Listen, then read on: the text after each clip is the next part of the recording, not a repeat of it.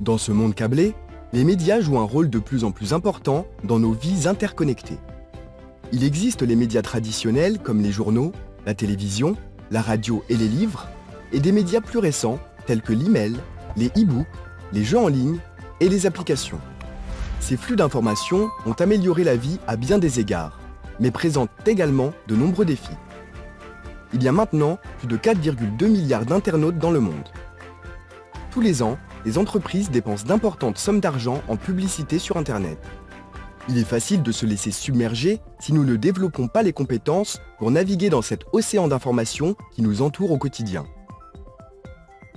Les médias peuvent être remplis de points de vue d'autres personnes, et les messages peuvent souvent se cacher derrière ce que nous voyons et entendons.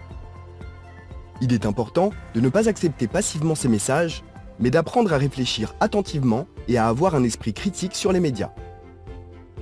Nous devons développer les compétences pour lire les médias plutôt que de simplement les absorber. Nous devons apprendre à utiliser les médias. Pour ce faire, nous devons évaluer objectivement les messages que nous recevons, les envisager de façon critique plutôt que de simplement les accepter.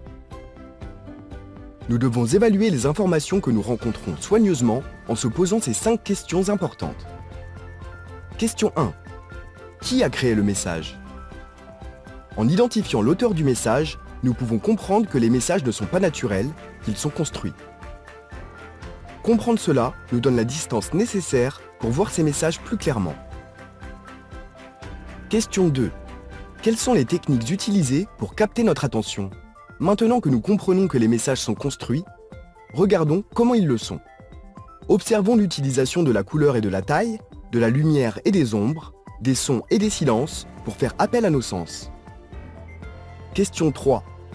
Comment différentes personnes interprètent-elles ce message? Nous reconnaissons que nous ne sommes pas de simples récepteurs passifs d'informations. En posant cette question, nous essayons d'explorer d'autres points de vue tout en respectant celui des autres. Question 4. Quels sont les points de vue, modes de vie ou valeurs exprimées ou laissées de côté dans ce message? Lorsqu'il crée un message, l'auteur fait des choix sur ce qu'il garde et ce qu'il laisse de côté. Ces décisions reflètent les valeurs de l'auteur et ses points de vue, plus ou moins subtilement. Question 5. Pourquoi ce message est-il envoyé? Cette question examine la motivation première du message.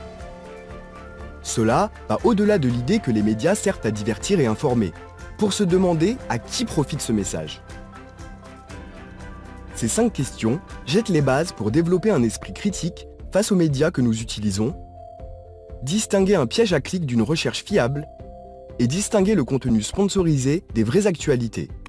Les réponses à ces questions ne résoudront pas tous nos problèmes de consommateurs de médias, mais elles fournissent un point de départ solide pour recourir avec confiance et traiter intelligemment le monde riche en médias qui nous entoure.